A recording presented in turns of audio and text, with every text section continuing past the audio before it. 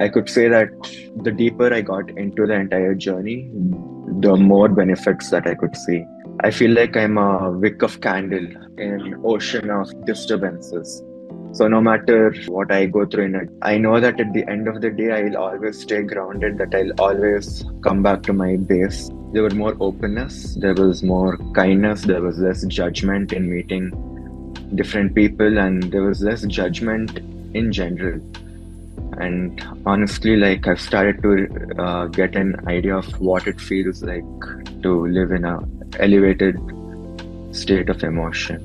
And coming to my energy levels, I really like working out. So I thought maybe meditation would somewhere affect it negatively, because you tend to think you become more calm and composed, and exercising, I thought at least back then, was more about aggression and force.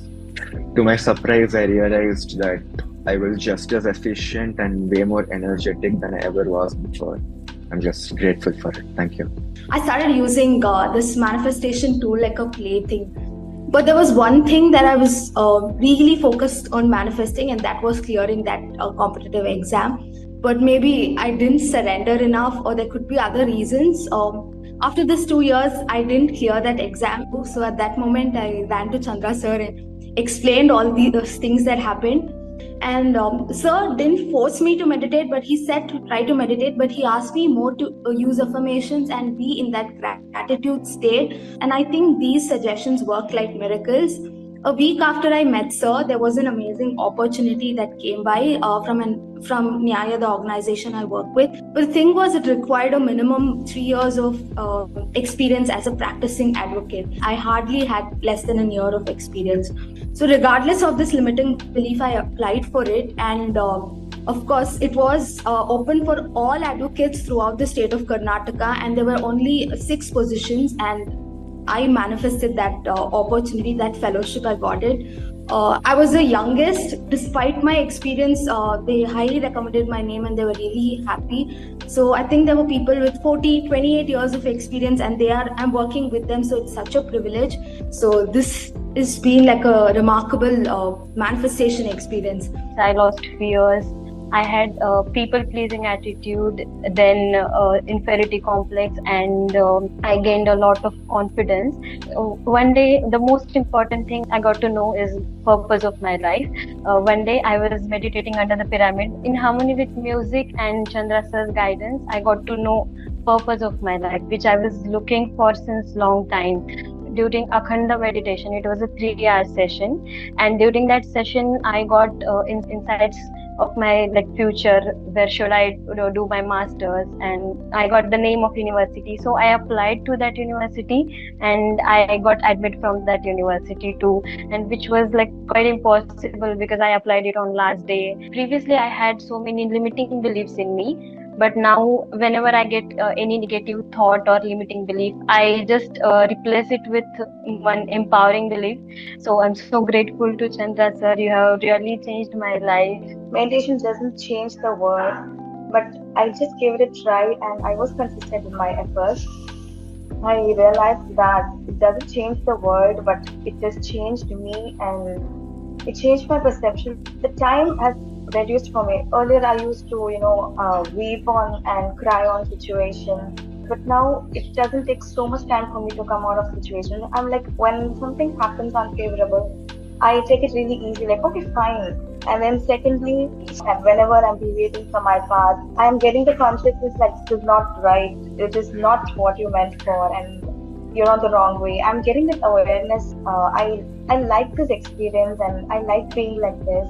It's more happy for me. I'm very peaceful, and also in my studies, I'm able to concentrate more and I'm focused on to my goals. I'm really grateful and I wish a long way ahead and help people all over the world. So beautiful to be having these youngsters here. So thank you very much, folks. And all of you are wanting to share this deeply. Shweta is saying, I have to see this, that it goes to every youngster.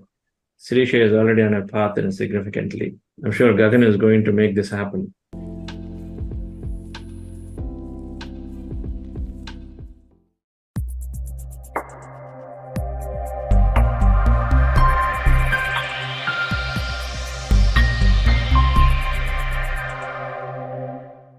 Just because Namitaji is coming here and then talking about it, they don't believe Namitaji blindly. You must experiment. Yes, I see here something new. Let me look at it, take it, and see if it serves me. Then make a conclusion. Yes, this works. Yes, whatever that she is saying seems like there is something good and expansive that I can take and adopt in my life. The spirit is mysterious, spirit is intelligent, spirit is universal, then latching on to that is difficult. It is there everywhere.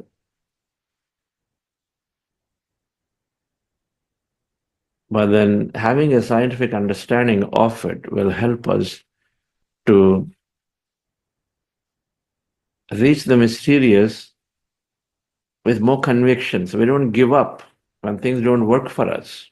We have the conviction, we have a scientific understanding. So Einstein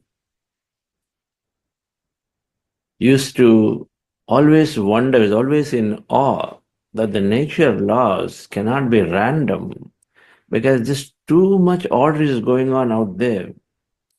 And they can't be randomly there, that we just came in as bones and molecules, or just, the trees are growing just randomly, the planets are rotating around the solar system, and the sun is, everything is rotating around the other. They're not random because there's too much order, you saw.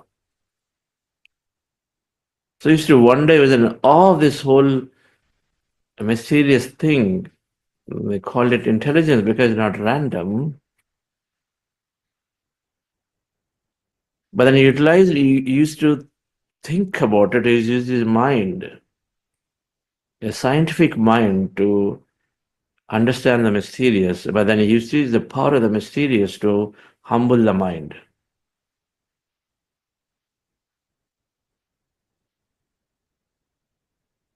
The power of that mystery to humble the mind.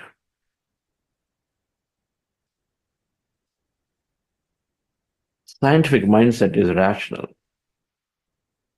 When people come to conclusions in rural areas or anywhere that earlier used to shout, earlier used to get irritated, earlier I was doing this and it's not yielding results, but now my problems are same, but life seems to be simple. That's scientific analysis and understanding. My problems are same, life becomes simple. That insight has to come. That is an understanding scientifically.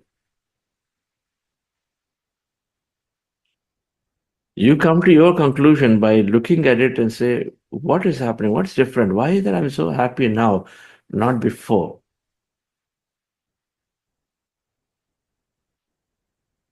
Spirituality is not eliminating problems. Spirituality is simply helping us to go through them as simple experiences. Shubha Ashubha Parityagi. Na hrushyati, na dvesti, na shochati, na kankshati. Shubha Ashubha Parityagi. In Bhagavad Gita is saying, just because when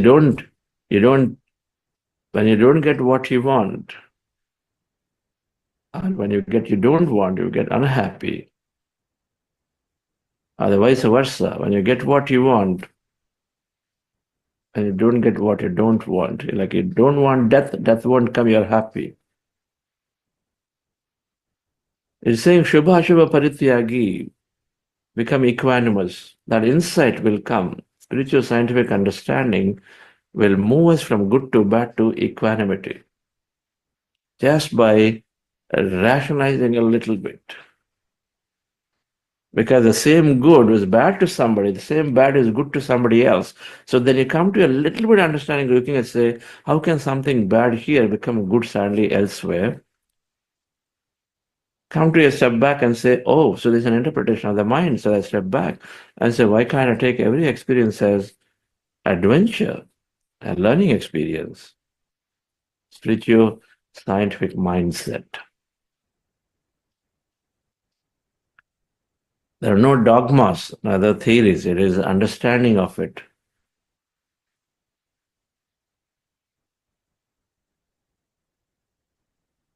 So we look to understand these the spiritual,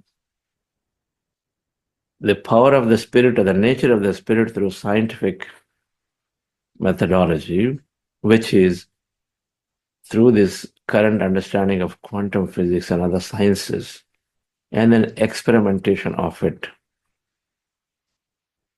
Buddha's Quantum Foundation is looking to enhance and create awareness about this spiritual scientific temperament. It means a few things that we always talk about. We are energy at our core, so we are interconnected. We have unlimited potential in me, and I have unlimited potential. So be self-empowered from inside. My thoughts create my outer reality. So you have the key with you. And so become impeccable with your thought and then work through it. Become miraculous in your thought and work through it. This universe, or the entire field, is infinite in nature. So there is everything getting created through it. So that's abundance. It is only expanding. So abundance for you and me. And so then have it, then there's abundance for everyone. Then don't go after trying to go after somebody else's, minimize somebody, manipulate somebody. Abundance is there. So work with your abundance. Don't go for somebody else. Not necessary. That there is order, there is intelligence is there, then there is order and intelligence. There is a higher intelligence that is too intelligently powering this thing called that spirit or the energy or the field. Recognize and work with it. These are core statements that we look to help everyone understand. Then we operate at a different level. We operate our life differently when we have these understandings. Let's go deep into them after meditation, dear friends. We call it spiritual scientific mindset. We develop the mindset. Then we solve problems differently. We approach our experience differently. So first meditation, we're practicing breath mindfulness meditation. Our goal is to rest the mind, dissolve the mind by emptying the mind of thought, go into the less and less in thought state, and which will eventually lead to empty mind states. When you empty the mind, when you're resting the mind of thought, then slowly, we do that by observing our breath with our eyes closed. So called breath mindfulness meditation or anapanasati meditation. Originally comes from Gautama Buddha. Anapanasati meditation. Call it breath mindfulness meditation, closing your eyes and observing the breath as you see in the picture. Sitting in a sofa in a chair, feet crossed at ankle, fingers into fingers, hands in your lap, rested comfortably, closing your eyes. Remove the spectacles if you have. Specs removed. Observe your natural breath anywhere in the nose as a reference point, preferably at the middle of the eyebrows, where the nose starts. At that point, you put your attention and observe that natural breath, the natural flow of the breath. Observe that. Going in and coming out, observe slowly. Thoughts are coming down. Mind is going into empty states. That emptiness is energy. So, in my experience, moment, sensation, any kind, witness all of it, observe all of that in that empty state. In case you have thoughts, and thoughts do come, they continue to come for most time, many times. In case there are thoughts and you notice thought, you bring your attention back to the breath and again observe the breath. And again go into that empty state, repeat the process.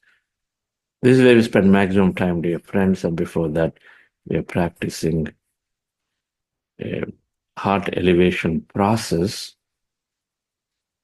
Just follow my guidance for it is to elevate ourselves into a higher emotion for a few minutes, which helps to go into conducive breath mindfulness meditation. Relax yourself.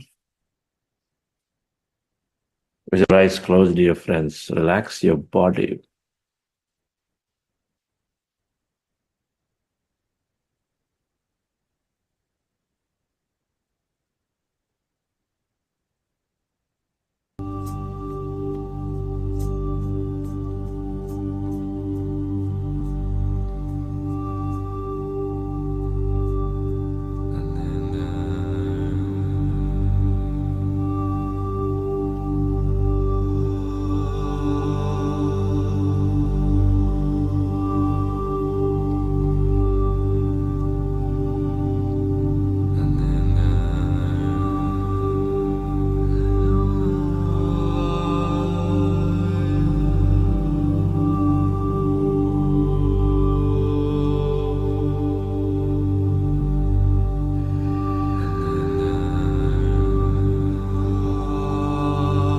Dear friends, dear masters,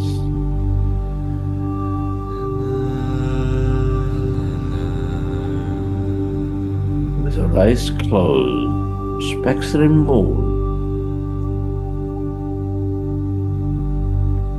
keep your hands on your chest area.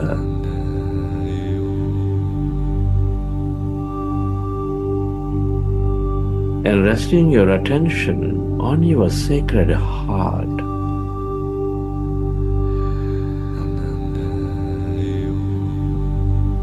You feel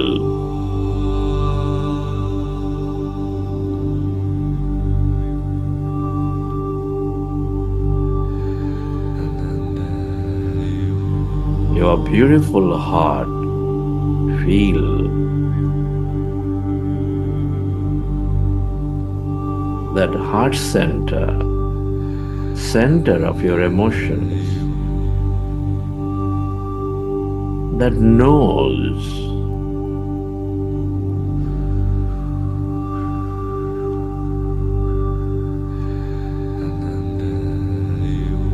all things about you through its feeling center, which is nurturing all life with its vibrations of compassion, kindness, care, appreciation.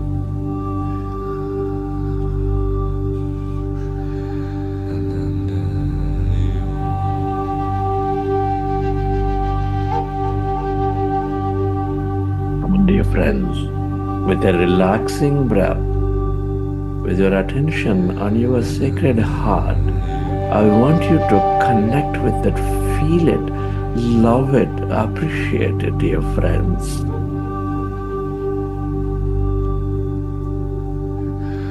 Notice it, the center of emotions.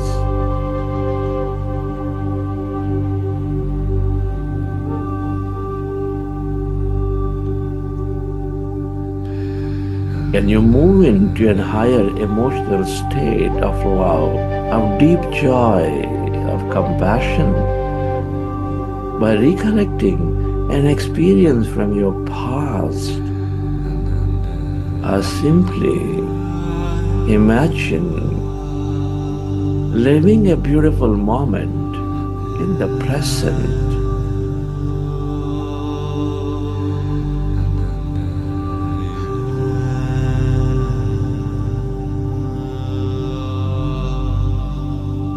Feel that energy, feel that joy, that kindness, or whatever may be in your imagination in that experience.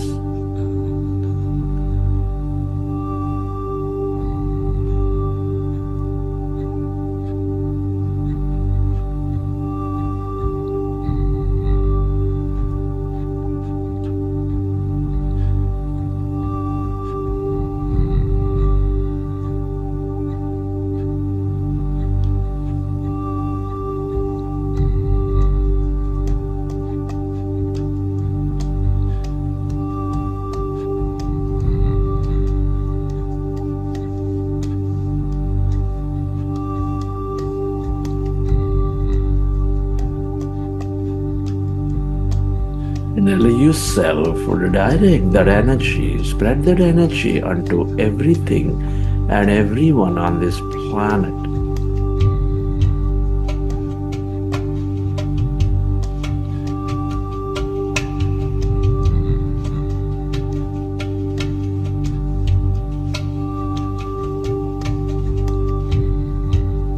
We are all deeply interconnected.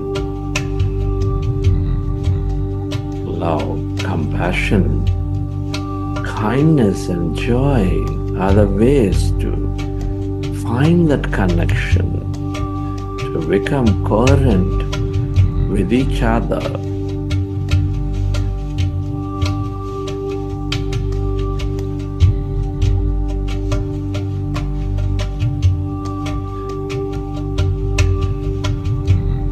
Feel, relive that moment.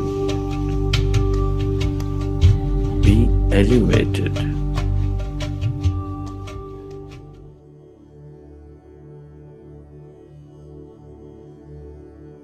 And slowly, let's go into breath mindfulness meditation.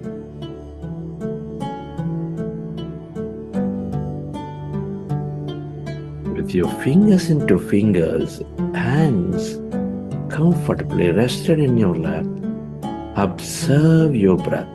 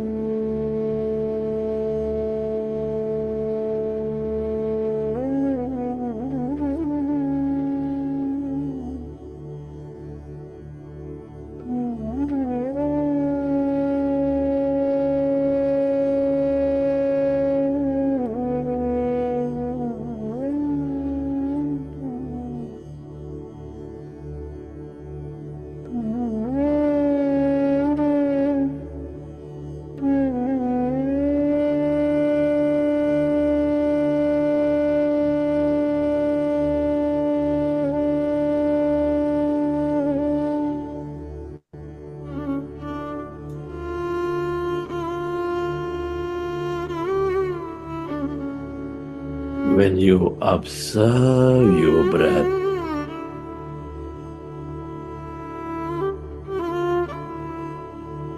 your mind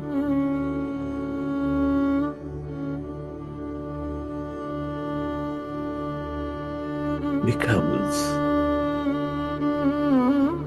less and less of thought.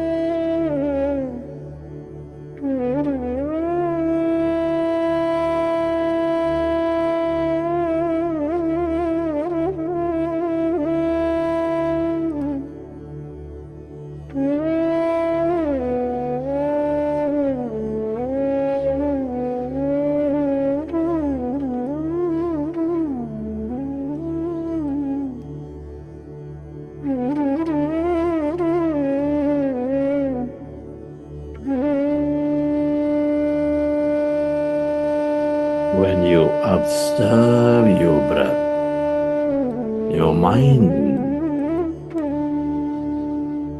becomes empty.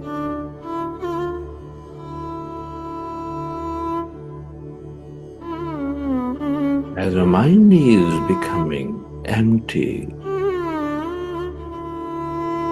you experience that greater stillness within you, that calmness around you.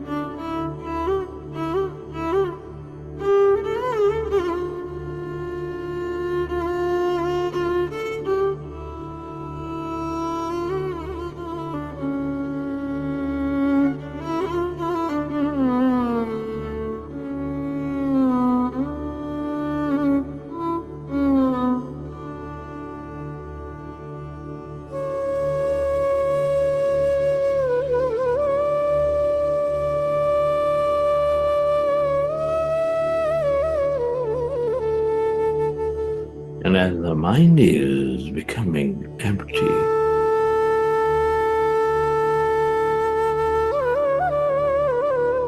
all that energy is channelized into the present moment,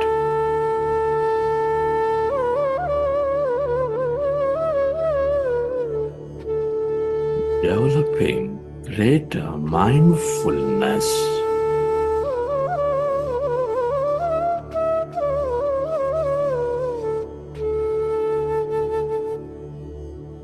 Allowing our body to heal, to function greatly.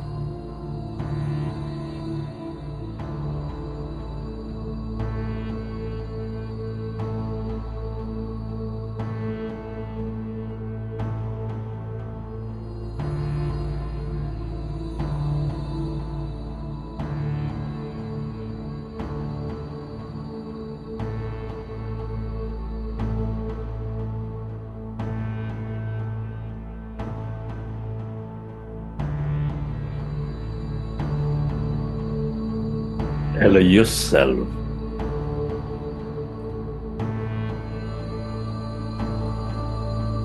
to experience that emptiness.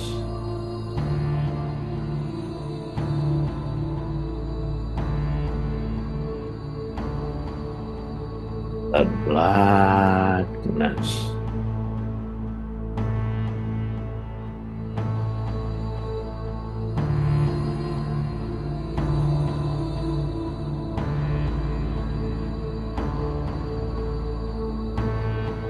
Merge into your breath and allow yourself to go into that deeper calmness inside of you, all around you.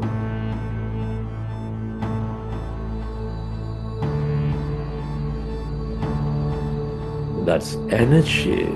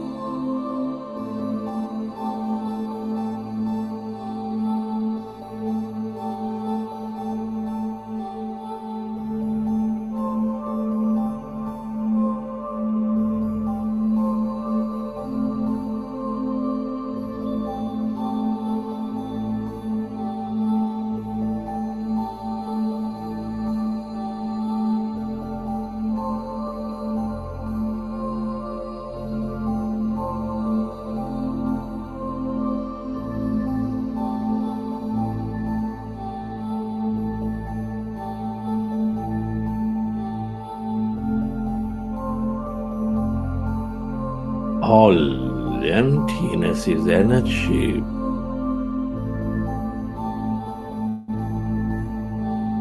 The field of wisdom.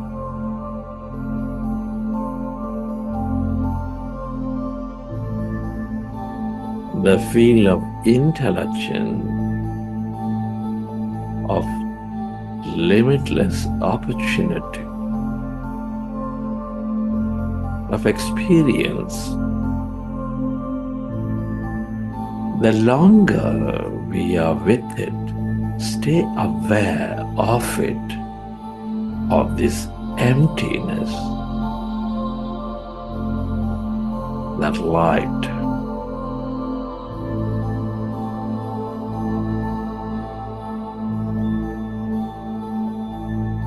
The more we develop our understanding, the more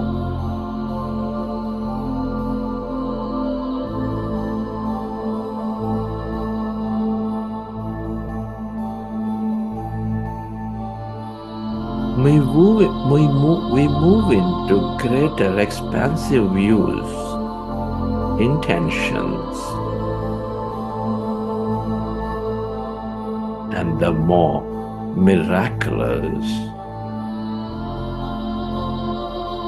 experiences we draw into our lives.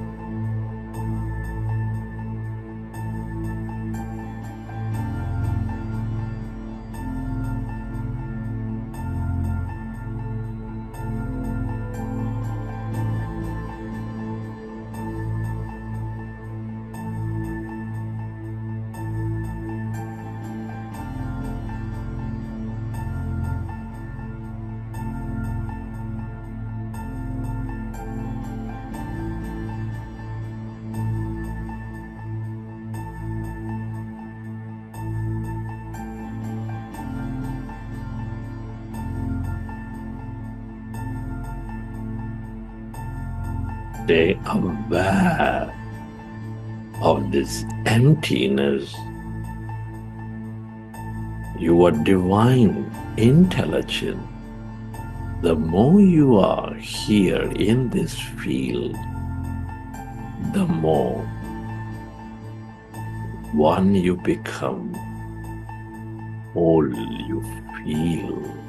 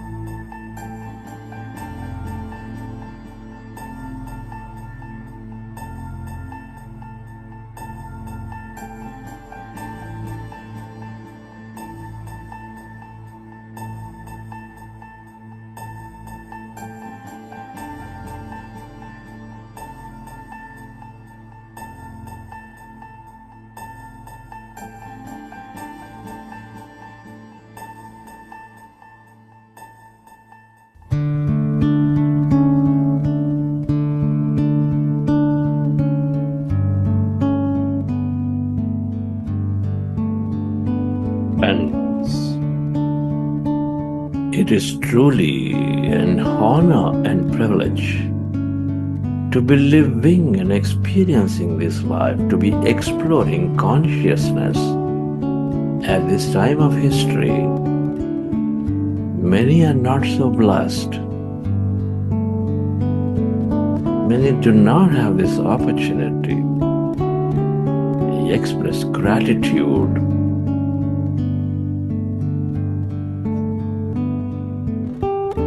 to all things and everyone for helping you experience this moment, this life.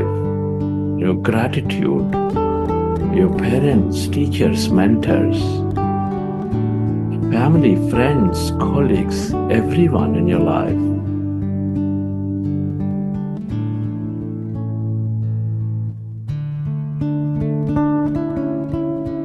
Be grateful to this grand nature, the bird, the fish, and the animals.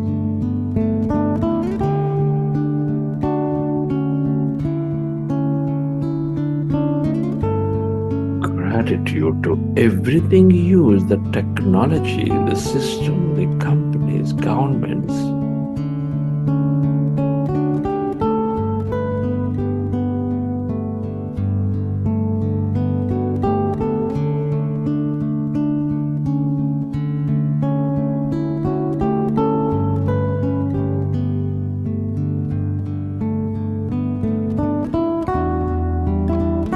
Gratitude to yourself and to this intelligent field for helping us experience this life. Gratitude is the ultimate state of receivership.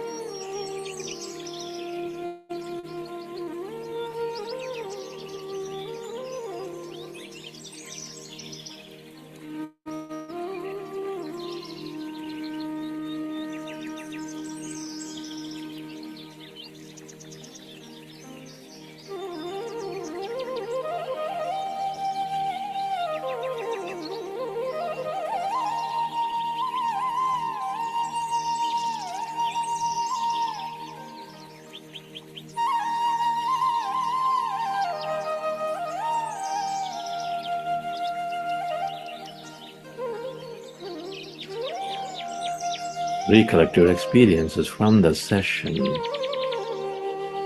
And whenever you're ready, keep your hands on your eyes for 5 seconds and then open your eyes.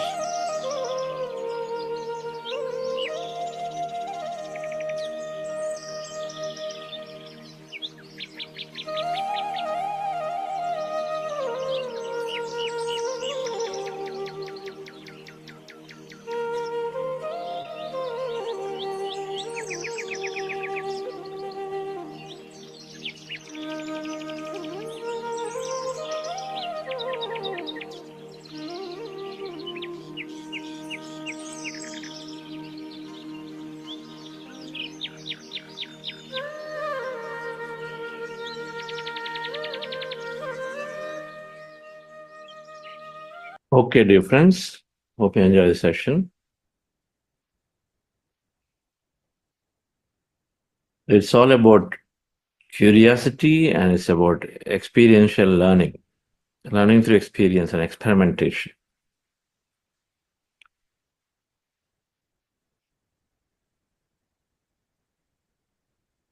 Spirituality cannot be kept far and say it is somewhere, it is not for me now, it is for some blissful state only for special people, special things. That's where it has lost its charm. That's why many people want to go away from it.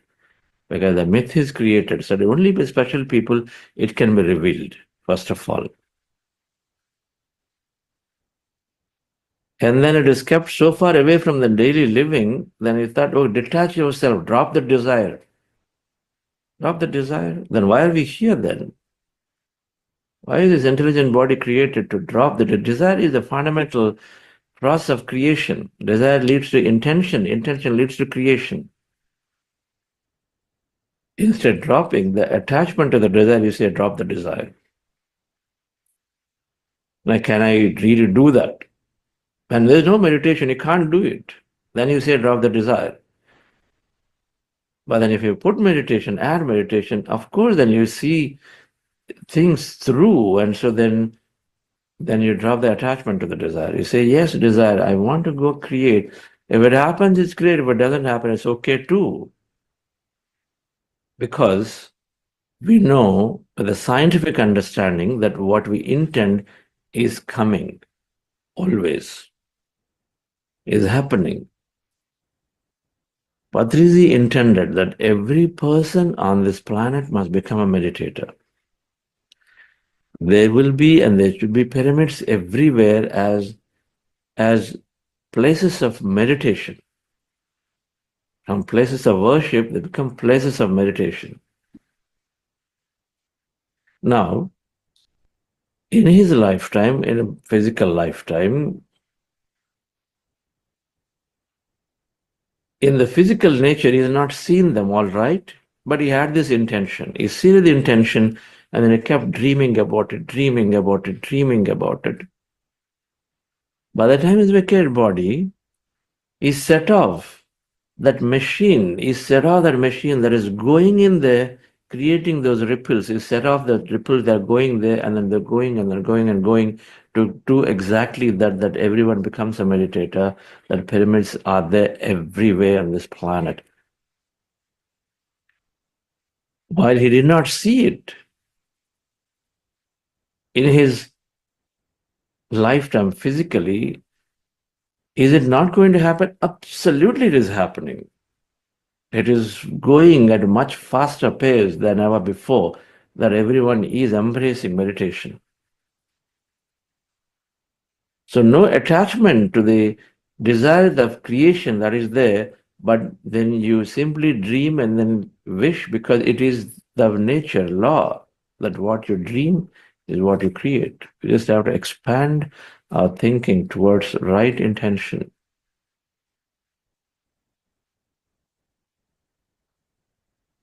A scientific temperament towards spirituality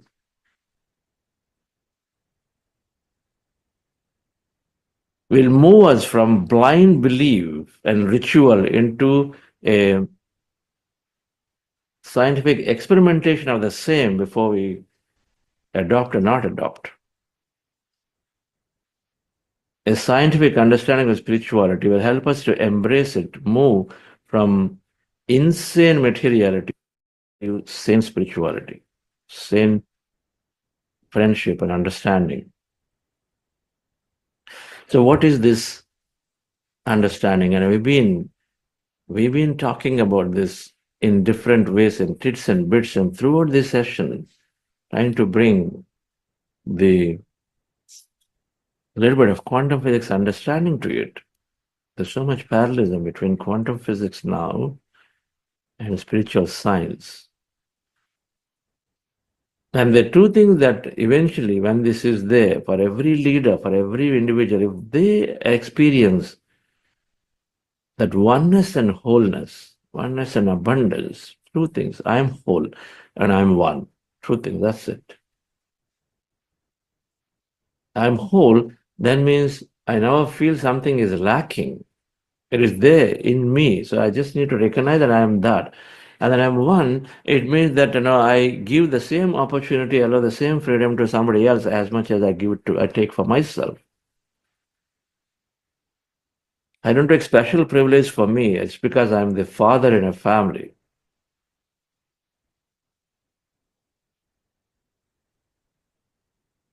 Leave about a little bit here and there, material comfort and this and that. Those are insignificant. They're not to be not talked about. Instead, we're talking about the way you approach life, approach people, approach colleagues.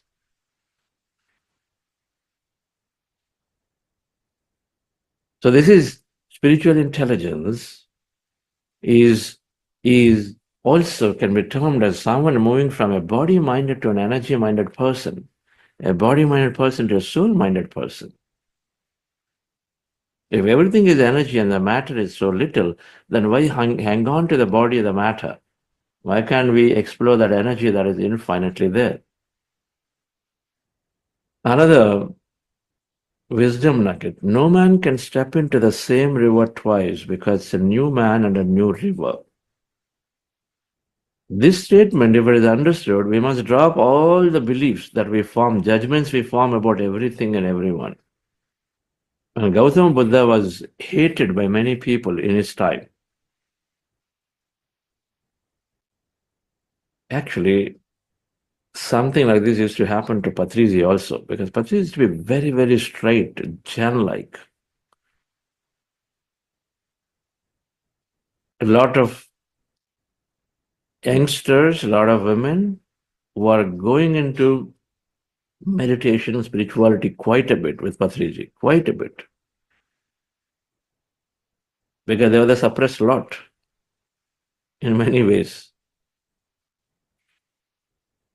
In the society of male domination, so there used to be a lot of frustration, anger, and then people used to vent it out onto him in many ways. Patri was also direct. People who were eating meat, he would just go after directly, right on the face, because he just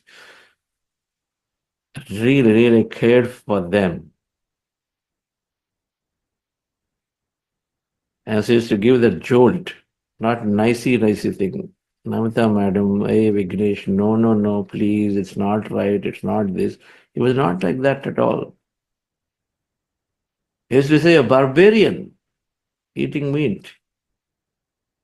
But he had the courage to speak because he had that conviction that everyone must embrace the loving, kind friendship with all animals because he sees that everyone has a soul nature. That means he sees everyone as that energy, that you're very connected. So you're only really harming a part of you by taking the life of something else.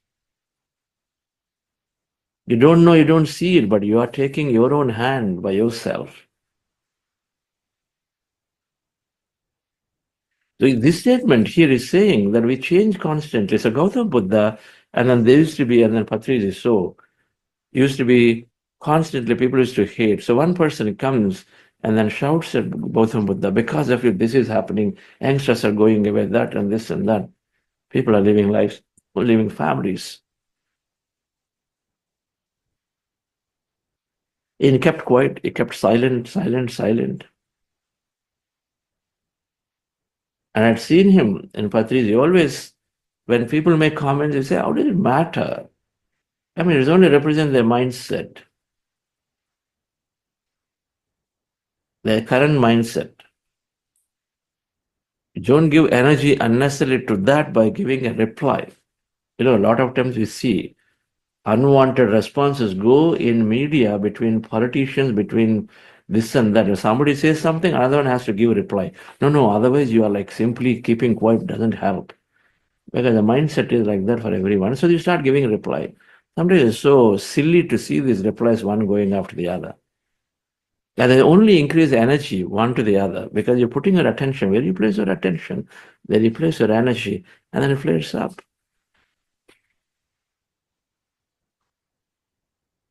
So the philosophy is that don't bother. I mean, if something is being hurled at you, you don't take it, you don't receive it, it has to go back. So the people around Buddha was boiled. I mean, it happened with a TV incident with Patrizi. We were all, many people around him were boiled. Sir, you're not doing anything, you're not saying anything. So I used to say, just do your work. Just do your work. Go out and spread your meditation. You can't right now keep quiet, but just go do your work, spread your meditation. All of this will settle down. Don't have to do. Somebody else does not have an understanding of what you're doing. How can you even go and try to convince? No, not try to convincing. It'll have to drop.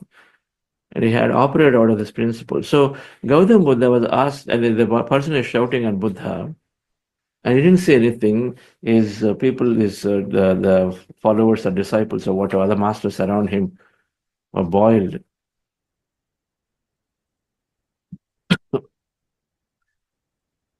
And the next day the man comes.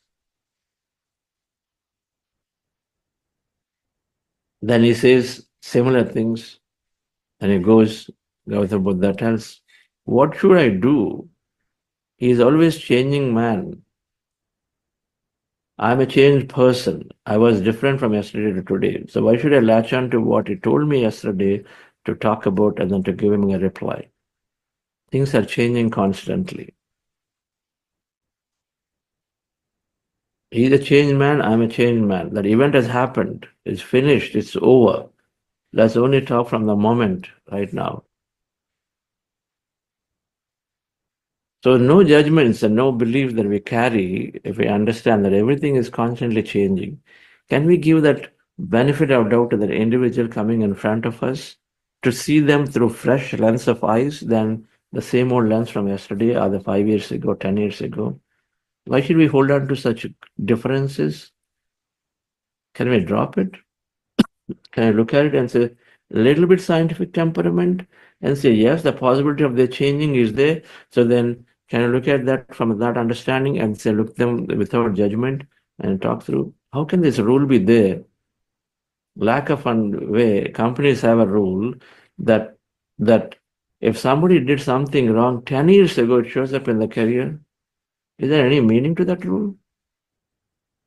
10 years ago, they did something and something through references, whatever that you find, that you drop. Does it have any meaning? What somebody did for 10 years ago, wouldn't that person have changed fully now? Is there still a meaning to that rule that we put it and say that's the way my system operates?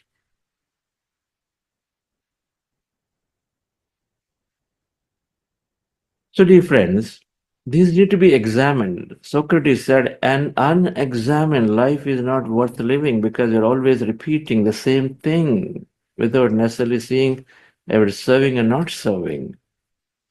So we constantly examine what we are doing. That is scientific experimentation.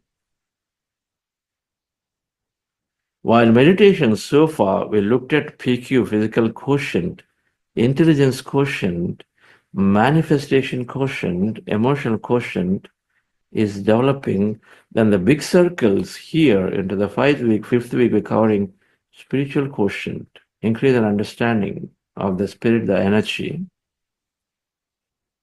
which eventually lead to meaningful contribution. Whatever we do, we feel that I'm here to uniquely express, and so then I want to express uniquely, so then there is a difference I make. I'm just not here sitting, coming, and then, settle in job, develop, produce kids, and make them settle, and so life is over. That's all to life. That's what everyone is doing. That what's different? We ask, who am I? Where am I? Why am I here? What am I doing? What's the purpose? Where is it all coming from? Yeah, these are larger questions. The spiritual quotient getting developed. And so this week is about spiritual quotient, next week about service quotient. That must lead towards greater service. These two quotients we cover now in this week and next week. So SQ, then we explain it in 5 ways and through science terms. Everyone is part of me. Everyone is part of me. There is unlimited potential in me. My reality is by me. Abundance for everyone and everywhere. There is higher intelligence helping me. 5 statements. The first one, everyone is part of me. There's that interconnection that we're talking about. Quantum physics is saying we are less matter, more energy. And nearly all of it is energy. In that session in week 3 under the manifestation quotient, talked through that double-slit experimentation, went into the detail of molecules to atoms to subatomic particles, all emptiness and energy is all interconnected. That's day 15 talk in this program. So the understanding we see that is we all really deep inside is the energy, 99.999999% energy and then less matter. And then all energy is interconnected, not separate. It is significantly interconnected with each other because energy as wave, nature used to connect and then become one, like water vapor, like light bulbs of light. As we're all connected to each other in the energy because we are fundamentally that tiny matter and the matter only comes with observation. So by default, we are one. And in meditation, we experience that oneness, that connection, because we experience the feel, the whole feel, that energy. So then, should it lead towards oneness? That separateness that we feel, we move into oneness. That means what? That means that we have more empathy, that discussed about emotional intelligence. We are a little more empathy to everyone. Be considerate to their situations. Just because somebody comes late to office, don't just go after them. Just because somebody could not perform and cause something, material loss, do not kill them.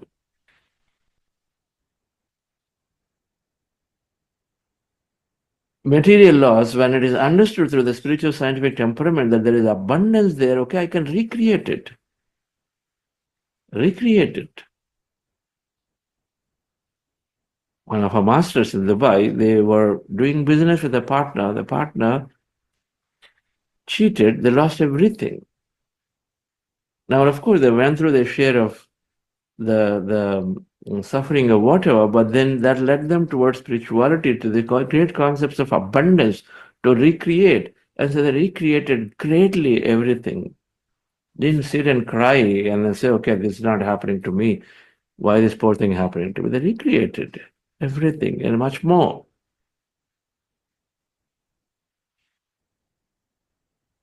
So then wealth can be recreated. So that's not the end of it all. So we become more tolerant when we develop this understanding through meditation. Separateness to oneness comes, and oneness means more consideration, more empathy, and then looking at the other person as you, as your family member, just the way we reach out to them when tough situations, just the way we put a family members often their experience before us or along with ours. We do the same to everybody. If this principle is understood, the boundaries of countries will collapse, must collapse. I loved a recent sharing by Vishal Lakhani, Mind Valley founder. Beautifully wrote, there's all immigration issues that there only because we artificially create boundaries, only because we're trying to protect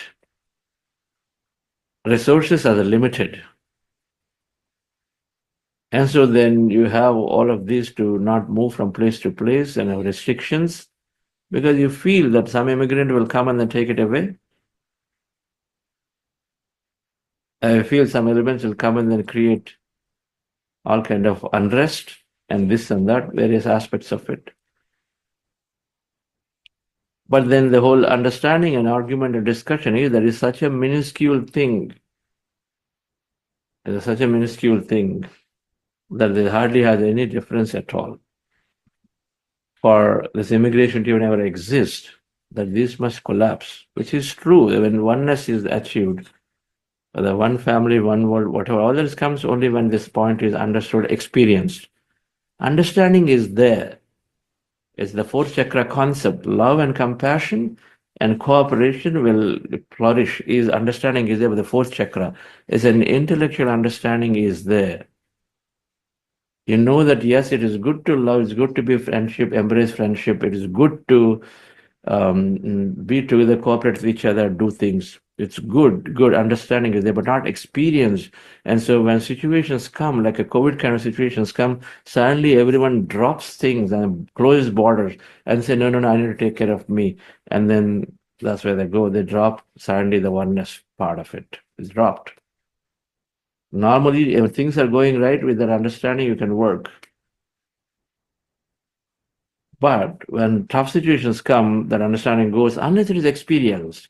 So that means meditation is the way they have to experience. They have to drop the body and then experience the energy, experience the connection every day.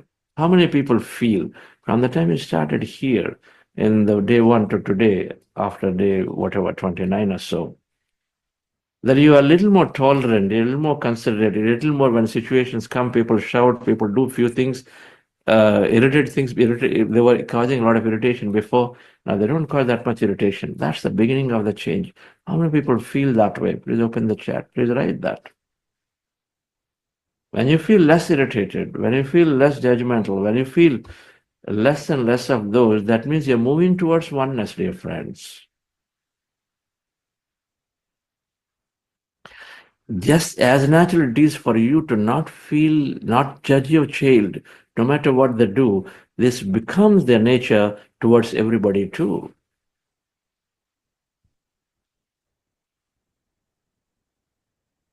So more cooperation. When oneness feeling is there, you have more cooperation. Companies flourish. Team members, this whole teamwork, team building exercise and activities we are doing, give them some meditation, and so then team building will come very, very naturally. They don't try to cut each other. They know to help each other. They say, his success is my success. You'll embrace it. Others' experience becomes your experience in oneness state. Just the way if my child, a father or a mother, when a child is succeeding, child is growing, they feel so good. They don't feel the need to become that again because they're embracing their success as theirs. And in case of oneness and wholeness feeling, then it's the same thing. You start embracing other success as yours.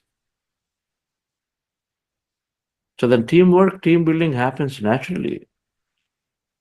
You look at and say, yes, if we succeed, my team will win and then I'm winning. They're no longer me there because I am seeing everything as me.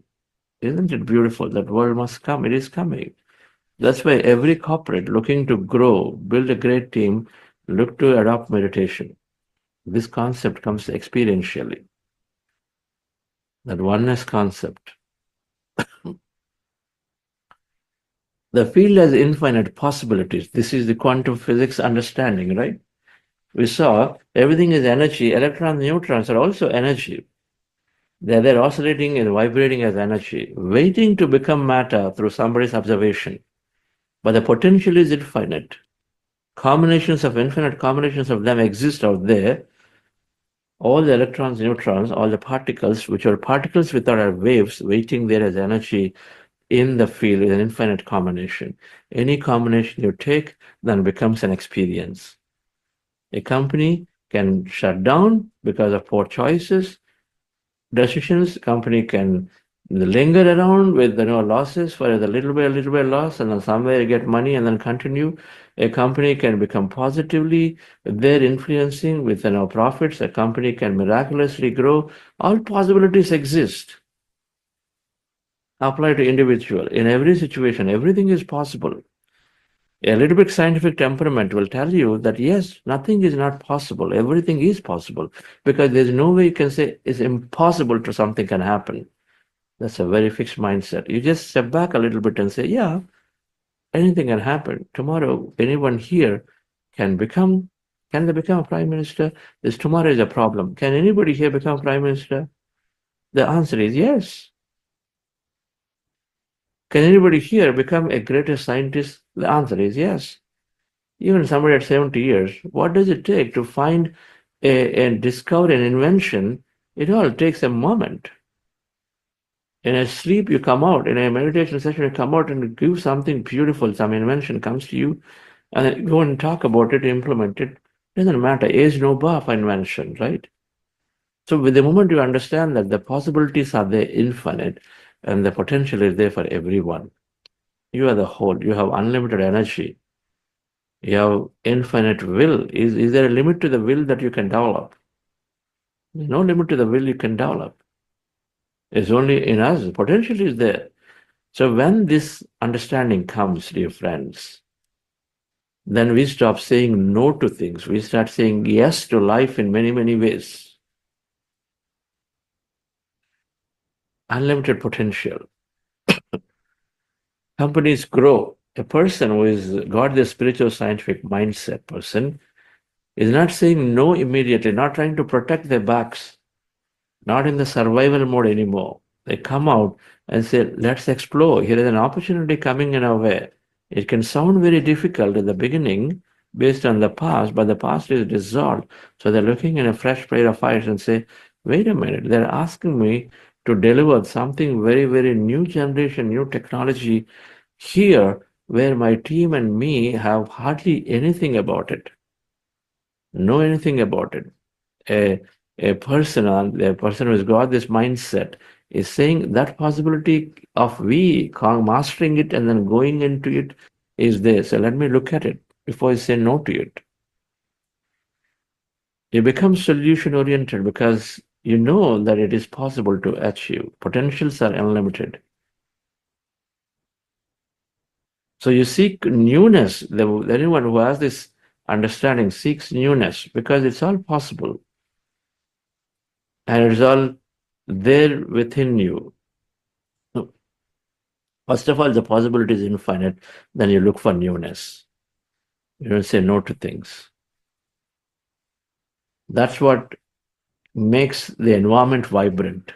When you make an environment, you go into an office and it's all very routine, boring, going through, then there's no newness. It's boring. People don't grow. But when there is creativity, when you're changing things, when you know that, yes, I can embrace new possibilities, new projects, new technology, new way of doing things. And so then you are allowing creativity, vibrant environment. You're allowing imperfections to happen. Many things happen to your friends. And the third thing is that when you have an understanding that my thoughts create reality, which is the cornerstone of this. So then the third thing is that when you understand that my thoughts create reality, observation manifests possibility from the quantum physics, then all this unlimited potential can come out by me. People help me, great. If they don't help me, I am empowered to take it forward. This is your third chakra. This is third element, empowerment. Empowered from inside, fully, because that experience is there. Observation manifests possibility. Experiment it, you know it, and so then you go forward, take action. You'd like to do something new. You like to go into Himalayas for spend some time. Now, normally look for company. You don't have company, you'll go because you recognize and say, you can do it. You'll attract things, the right company will come to you. That's how you start. You don't start and saying, no company, I don't do. Instead, you put now the horse before the cart. And you are the horse, and you know you can pull the cart. And say, yes, I'm going to use my thought to attract the right company. And so then I go forward and doing my tracking expedition. That's how it works. Everything starts with a thought. And so you're more empowered. You're no longer saying it's you are not cooperating, this person is not cooperating, they are not helping me, this is the system is stopping me. All this blame game will stop in an organization. Instead, somebody says, okay, something happening, okay, let me just see what I can do go here. Or you take ownership. Take ownership. That's how things start. That's how great projects start. That's how great moments started. Right? If Patriji thought that no one person, how can I do a sit and do, and I'm come from some village area, how can you think of making everyone in the planet meditate? But he's so deeply empowered from inside, and so he started. He believed the thought creates reality. He started, and it spread like wildfire. It goes. We started as a small movement, and so it grows. But that's a quantum foundation. It's there with everyone. So blame to ownership, dear friends. An organization where blame is there, it changes to ownership. Because I am empowered, I'll take it forward. These divisions in my company don't cooperate, they play politics. No problem. Let's do this forward. We will, because we have the understanding that with my persistent thought, positive thought, not getting swayed by how many politics and how many ways the people want to pull you down, you will win because you're not concerned about time there. You move forward with persistently pursuing the same people who play politics with them. You have better emotional quotient, segregation. So they trigger your buttons, but then you're still going after them, going to them, talking to them, whatever is necessary. You pursue it because you have fundamental belief that what I'm looking for, I'm absolutely going to attract and begin being the change. This has to come through experientially, and it has to be understood scientifically. That is the third quotient. The fourth one, dear friends, is about competition. Is about manipulation and dominance. When you recognize abundance is there, well, ultimately it's all about resources, right? It's all like a lot of countries about resources. I have to become promoted. I have to grow, not them. And I have to accumulate all of it. And because I see that there are limited of them are there, right? I see they're only limited. Oh, there is only one promotion. So then somehow I want to go and then get that promotion before the other guy. I stop sharing things with others and then keep it close to you and then go and only approach the manager about things, not to anybody else at all. That's how you think is a way to get your promotion because others are disadvantaged. It's at the expense of others because you believe fundamentally is only one promotion. But in the field, abundant opportunity is there. Who knows? Do you know that there is a second promotion, second job is not created for you? Do you know? A company is suddenly acquiring another one, merger is happening, so you get more positions created. Laterally, there are so many positions are there. If it's your experience, that promotion experience can come from anywhere. So you don't go after one as a resource scarcity. So scarcity goes away, you come to an understanding abundance, understanding comes in. Unlimited opportunity, because the field is saying it's all there infinitely ever expanding. The more you think and then feel, you create it. So you apply that concept and create than to go after somebody else's food. Let them grow, you grow. Competition drops from that perspective, not in trying to win from somebody, instead is to create from originally. You express your uniqueness, and so with that you go and then add value, and so then you gain your whatever that is. You don't try to cut onto somebody, not necessary. A market is mature rather than trying to kill competition in unproven, in predatory ways. You drop them and then you go after something else. That's what you do. The concept of abundance means that there is everyone has got enough, so I will go after creating mine than to take away from somebody.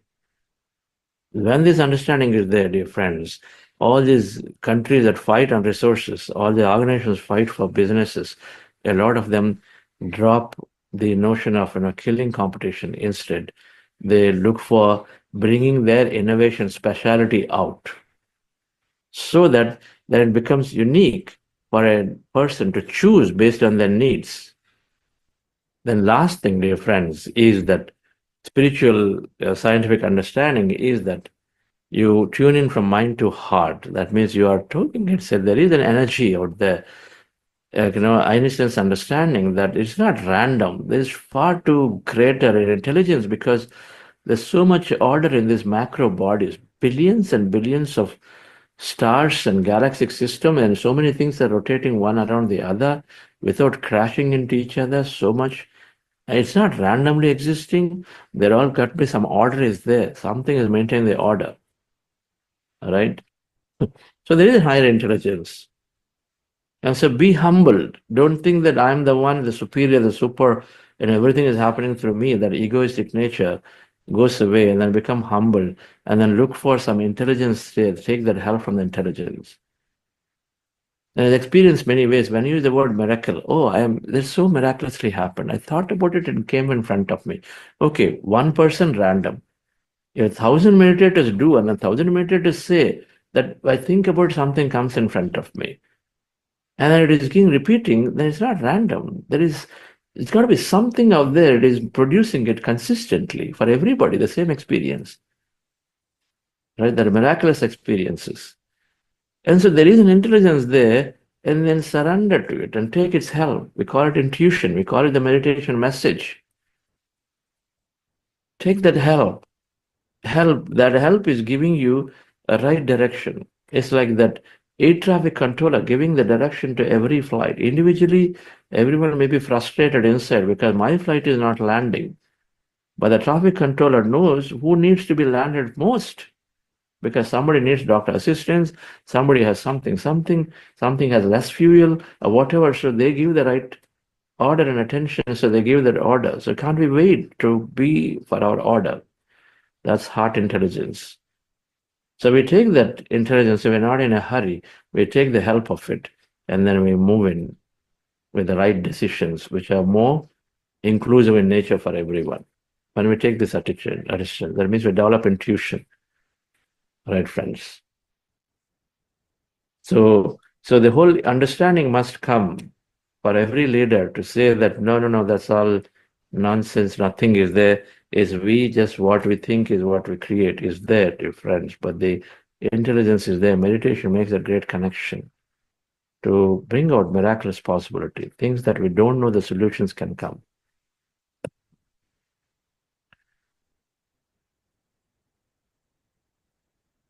So, in conclusion, with the spiritual scientific mindset, there is a whole new self created.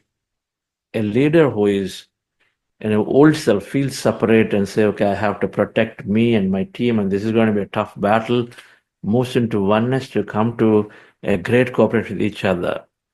They're constantly, saying no to things in an organization. They're saying not necessarily no anymore, instead saying, let me explore. And they're saying simply, okay, repeat and then just be done, to an attitude of no, let me make it more interesting for people, creative minded. No blame game. They're taking ownership. I'm more empowered as I take ownership, and then I don't sweep things under the carpet. I've got to go and then work with people to get things done, to point things if they're not right in the appropriate way. I'm more emotionally balanced, and so then I can have the dialogue with them. I have abundance consciousness, so that I have this least attitude bothered about what competition is, how they're gaining market. Instead, I look at competition and say, what new thing they are doing beautifully? How can I be more inspired through their innovation? So I do that. So use competition for innovation, that not to compete and kill. Use others for innovation. Don't feel threatened by others' growth. Instead, others' growth might inspire us to be something similar. That's what this scarcity to abundance thinking is. Stop seeding poison when somebody new comes into your team and say, this person is this way, that person is this way, they are this way. But that's at the expense of you trying to gain points, at the expense of somebody else. That's not going to help. It's only create more separation about individuals. Yes, sir, recognize you have abundance. What are you looking for? And so then there's no point seeding poison into others. Instead, you embrace yourself with your own goals and then seek help. That's how you go into abundance.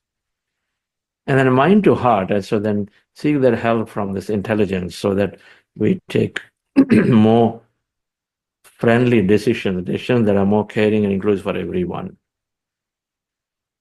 Decisions that are going to help you miraculously. In my case, because I was paying close attention when our company was looking for acquisition, and then the more I looked for it, and then we got a lead from a company that was not doing any business at all with us. For a rational mind, it is impossible to say that that will be the partner which will acquire us. Because the rational mind is saying you only can be successful with the people known to you. And here somebody totally unknown comes in, but I had to allow that to happen as a CEO. So I did, because that guidance is there. It's okay. Because if I took the decision, it didn't happen, it means a lot in terms of resources on a small company. But you had to have the guts to take that call and say, let's go with that opportunity.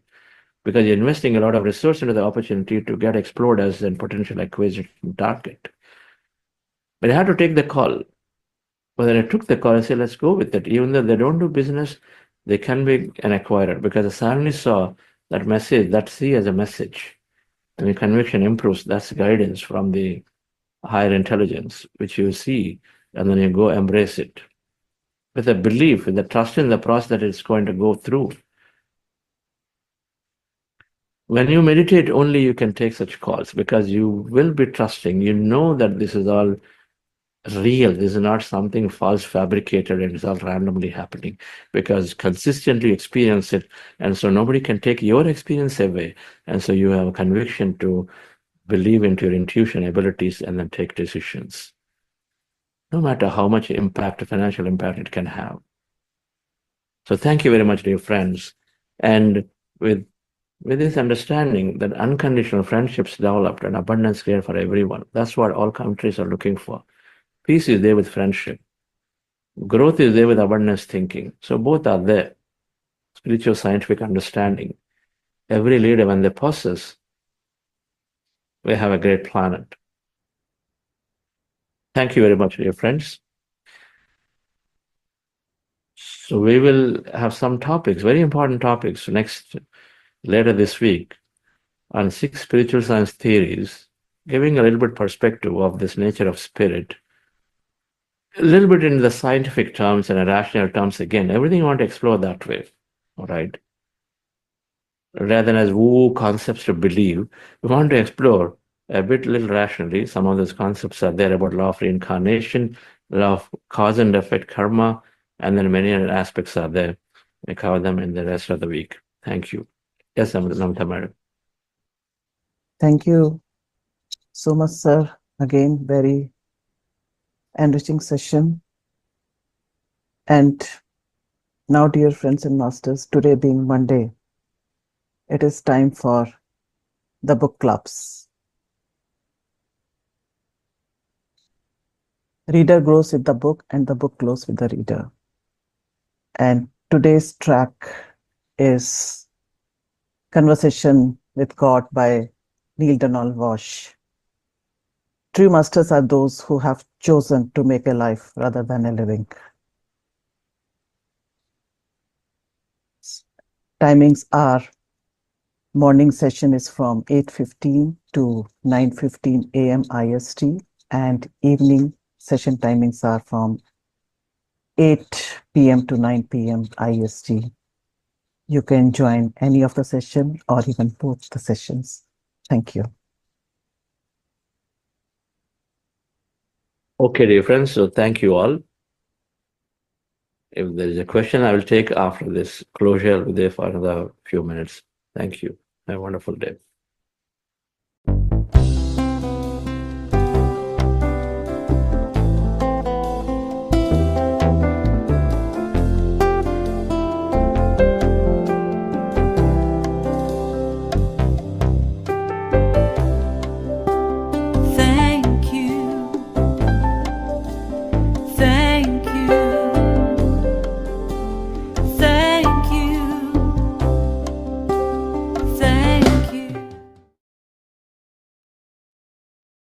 Welcome, dear friends and masters.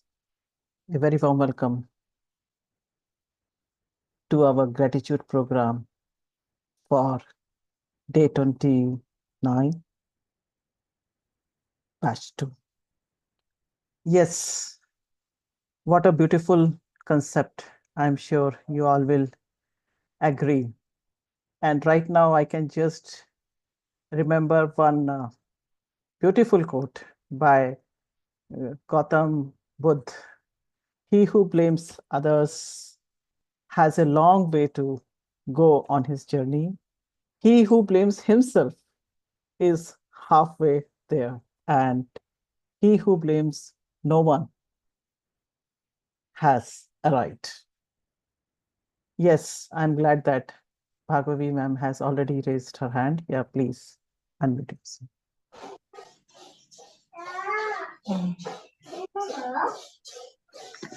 Madam, I'm having question, madam. Yes, Sir said that we should not say anything no to kids. I'm sorry, I can't hear you, ma'am. Yes, you can. Yeah. Sir said that we should not say anything no to kids for anything they did. So how can we say no when they are in danger? Suppose if they play with blades or knives, how can we say no to them? I don't think so, anything like that, sir, said when the child is in danger. But yes, sometimes we kill the natural instinct just by denying them to explore. This is what the purpose behind is, that unless until the child will experience for himself, only then he will realize. But doesn't mean that yes, he is going to hold the blade anywhere. That time, obviously, you have to step in. What for the parents are there, so they have to be vigilant at the same time, not interfering. In fact, Bruce Lipton had also mentioned in his book Biology to Belief, one entire chapter is dedicated on parenting. He said at the initial when the child is very small, he can swim, but we simply don't let the child swim. Then we just equip with all the safety measures. That time we can vote. At that time we need to be little boat. I'm not sure whether adventurous is the right word, but after having taken not to put someone or our own child at risk. This is what I would say. Okay, madam. So, Yeah, you madam, you know where you are just hindering your child to grow on its own, that develop natural development. This is what that maturity you come to know as you practice meditation. I would say, just it's not that we are trying to change others. Instead, we should focus on changing yourself and oh, simply accept people as they are. Of course, it's not that child, but we know when he's as we say, when child is born, he's the purest. Just uh, you can say just a godlike creature, as the purest form, or the innocent, the most innocent one. Then we just start putting him in a different compartments, that yes, you belong to this, you belong to this, and all kind of that environmental thing is contributing in developing his personality. This is what he's saying, parents should be mature enough, spiritually mature enough, that yes, let the child grow in the most possible natural manner. This is what I would say. Anyone can throw more light on it, but certainly, basically, what we are learning here, ma'am, we are becoming mature, spiritually mature. We are learning to let go. It's not like imposing anything like that. Certainly, that blade example is certainly you have to stop taking the child into his hand. Certainly, you have to stop that. This is what I feel. Anyone would like to say something?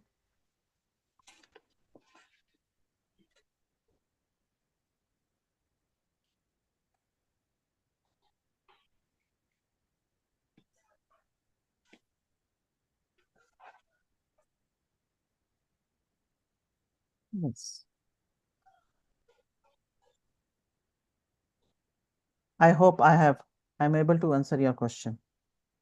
Yes, You know ma'am. where to draw the line. This is what I would say. Yes, yes, ma'am.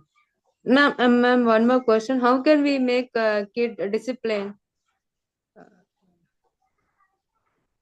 How can you make your kid discipline? Mm. Ma'am, I can tell you from my example. I don't know how old your child is, but I can tell you from my own example. I thought I was a good mother through and throughout. And I believed I'm a doting mother, and my son was also very caring. But somehow, over a period of time, when he was growing up when he was a teenager, somehow I felt the distance was coming in between us. He was not opening up with me, and then he was busy, in our Indian schools. It's 9, 10th, 11th, 12th are always so much academic pressure is there. So children are always so busy, so occupied, attending classes and then coaching classes and so on. Somehow, from then onwards, that thing started. And then when he went to hostel, everything, and there was more gap in the sense he was not opening up. Being the only child, I felt like, yes, somehow something is there. And especially when rather than going the normal way, usual way, as children either go for the jobs or go for higher studies, he was doing something different. I used to be very tense, restless regarding this, and I was always speculating on my own what he's up to, what he's up to. After I will count 15 days have passed, now I must ask, what are you up to? What are your plans? Why don't you get register yourself with some prestigious university? Why don't you try appearing for the entrance exam? Something that he was just very irritated and wouldn't answer me. Somehow at that time, I came into meditation. And then when I read the book, and I read this sentence, Master Osho, that children come through you, but they don't belong to you. Don't interfere in their own journey. Let them let them go through their own journey. I stopped myself asking him, and no longer I am interfering. I know whatever he's up to, he will do. And that that reading made me very calm. I stopped interfering in his life, and I am at peace, and he is also at peace. So I believed after that, somehow I felt like I was opening up more with him. This is what, though both my husband and son are introverts, they don't open up much. Still, I no longer feel. I am not sure whether it is the right word. Not insecure is not the right word, but somehow certainly there is improvement. In my on my side, there is no uncertainty. I feel kind of reassured. I am much calmer than before, and I am happy whatever he is doing. He is progressing well on his own. Oh, okay, madam. Yes, Ira, madam, would you like to say something? Yes, please unmute. Yes, thank you, Namita, ma'am. I was just about to raise my hand. Yes, yes. This is called telepathy. Thank you.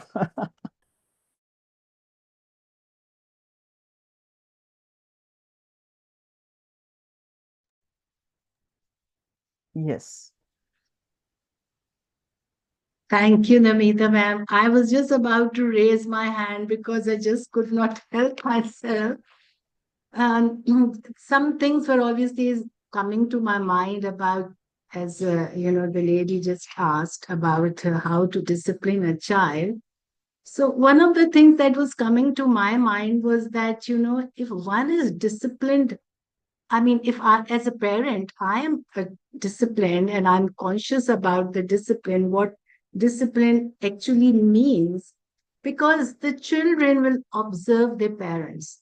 The younger lot, or even when they're grown up, you see, they're just observing. They're like sponges, and they're observing the environment around them, what is happening, how people are functioning, what are they talking about.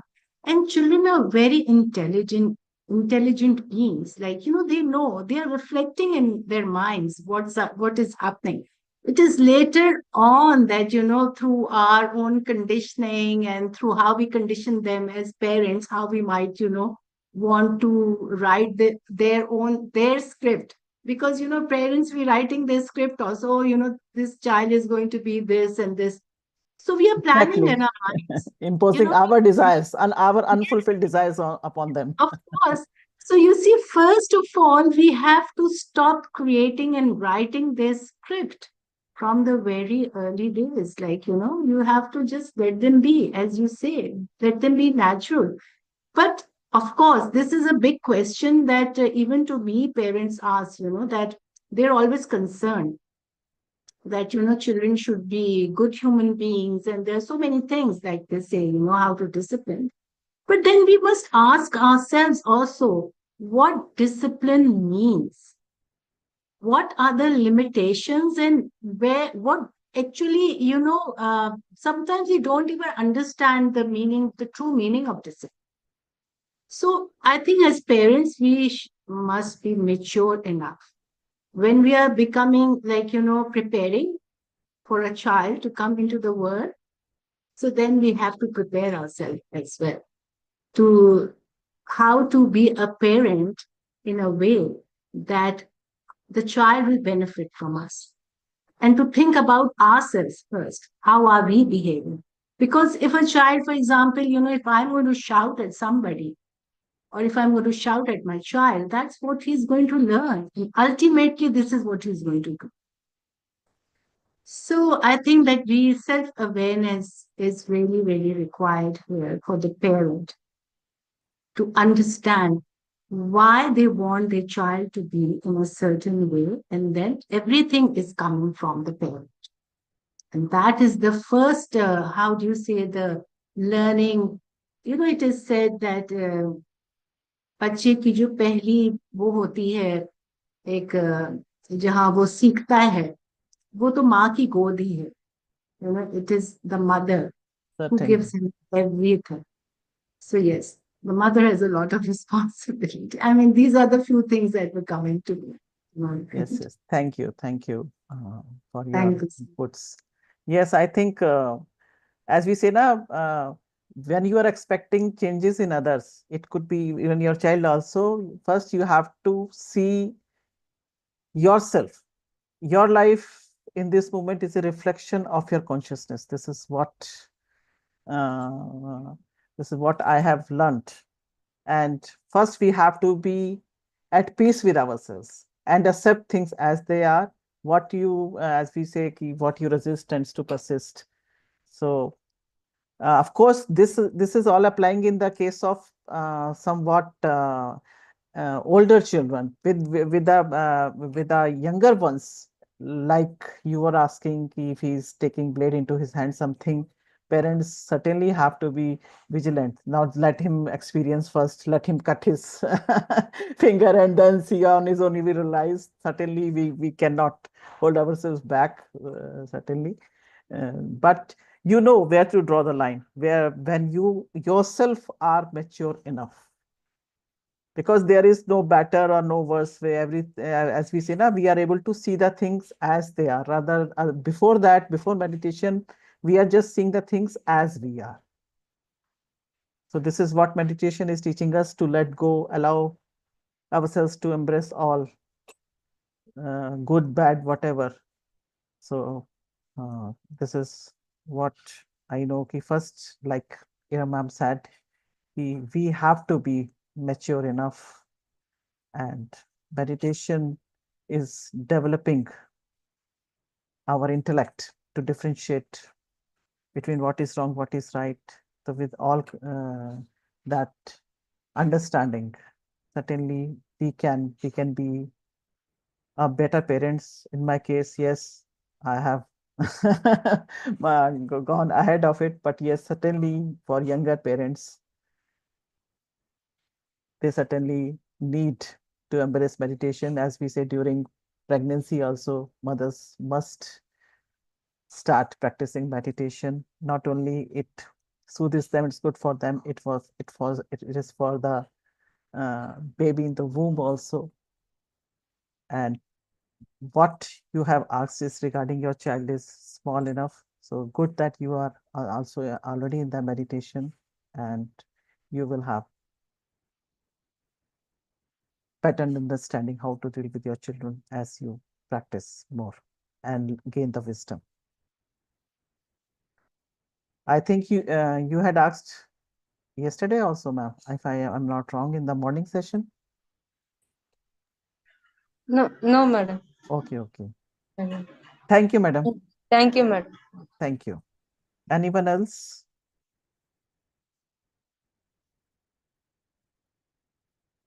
Otherwise, we can conclude the session. I'm glad that someone had asked. Otherwise, it would have been again a one-way communication only.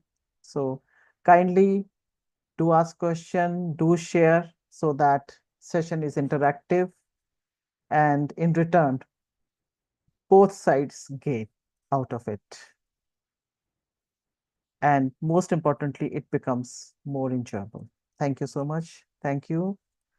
Happy meditating. Keep meditating, dear friends and masters. Namaste.